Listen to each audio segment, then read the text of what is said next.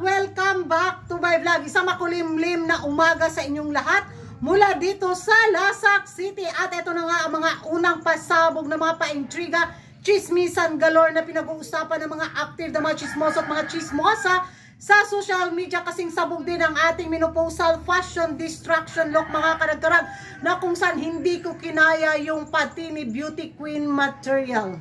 Ang reyna ng mga chismosa nagsimula na magpalabas ng mga maanganghang, mga umaapoy, mga kumukulo na mga chikat intriga mga karagkarag. Sabi ko nga sa inyo, pag sa chismisan galore, nako, numero uno yung reyna ng mga chismosa, si beauty queen material, at isa sa mga pasabog niya ng mga pati mga karagkarag na kung saan mapaiknat ang imuhang 2,000 na kilay. Grabe, hindi ko kinaya. Kung alam nyo kung paano i-decode mga karagkarag, na ako, alam kong mas stress yung mga bagol-bagol o mga vaga sa cell membrane ninyo. Pero kung magaling ka na chismosa, kaya mo itong i-problem solve. So basahin nyo ito.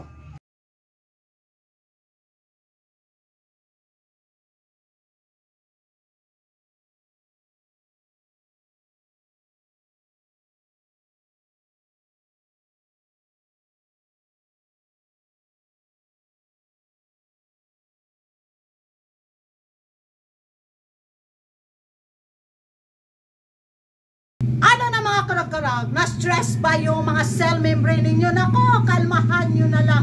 Dahil para sa akin mga karag-karag, kung totoo man ang chismis na to, nasa sa atin na yan ha, kung maniniwala tayo or sa hindi. Pero kung sakaling totoo man ito mga karag-karag, sayang yung ano, pagka nadismaya ako sa chika na to mga karag-karag, dahil isa din ako sa ano talaga, supporter ni Maring Viena sa kanyang journey sa Miss Universe. At base nga sa mga kaganapan ngayon sa Tines na kung saan lumalaban na siya at nanalo nga siya bilang pambato ng anong probinsya ba yun? So lalaban na si Viena sa Miss Universe Thailand 2025 bilang pambato ng kanilang probinsya.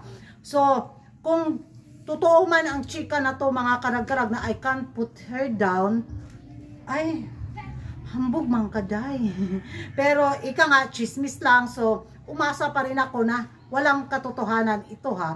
Bilang ano ba, supporter din ako ni Vin, at isa din ako talaga ako sa umasa at na siya yung makoronahan ni Uncle sa darating na Miss Universe Thailand 2025 dahil magandang laban, magandang salpukan, magandang bardagulan ang magaganap pag si Vena yung maging pambato nila. Biruin yung mga karagkarga kung si Vena at kung si Atisa ay yung mag-top 2 sa Miss Universe 2025, nako, tiyak limpak-limpak na milyones yung kikitain ng Miss Universe organization sa kanilang engagement sa social media mga karagkarag, maging sa palive.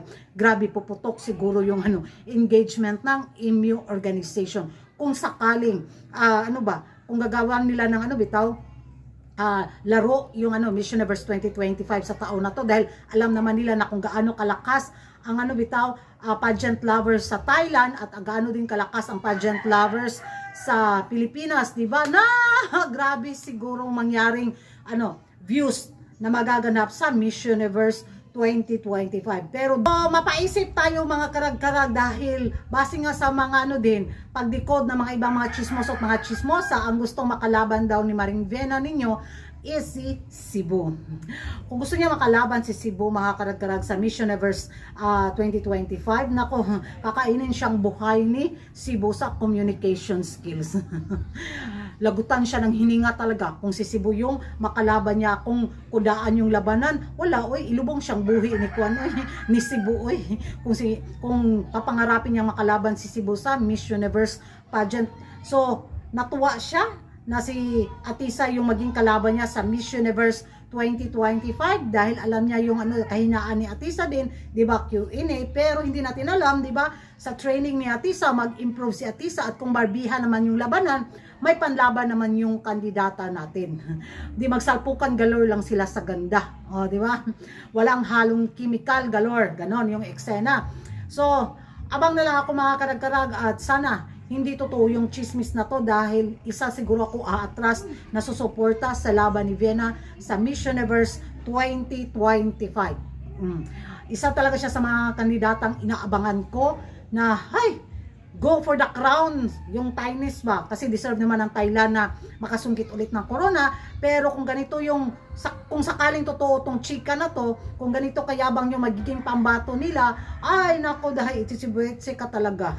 Ako yung magiging hahanas talaga sa'yo. Pero so far, chika lang to, walang katotohanan pa. Huwag mo nang pakampante si Maring Vena dahil nako, may matindi pa siyang makalaban sa Miss Universe Thailand 2025 at yun nga yung first runner up nila sa Supra, di ba? So malakas din yung hatak nun sa entablado at maging sa pa live ceiling nila, malakas din yun. So kung sakaling matalo si Maring Vena sa taon na to sa Miss Universe Thailand 2025, naku, masabi din natin ay gigabaan. Pero kung pag manalo si Maring Vena, naku, magandang salpukan na labanan sa darating na Miss Universe 2025. Ito siguro ang pangalawa sa pinakamalakas na edition ng Miss Universe pageant na ginawa sa Thailand, di ba? After Catriona Gray. So, excited ako mga karag-karag. Ewan ko sa inyo kung ano yung magiging reaction nyo dito nga sa Pati Galore ni Beauty Queen Material. Tungkol nga dito sa kandidatang I Can Take Her Down. Hambot galore! Mag-ingay tayo sa comment section at kung hindi ka pa nakapag-subscribe sa YouTube channel ko, don't forget to like and subscribe ko. Ragan Karag, ang babaeng lagi nagkarag-karag. And hit the notification bell para updated kayo sa mga latest kaganapan sa mundo ng beauty pageant. And thank you for watching. Bye-bye.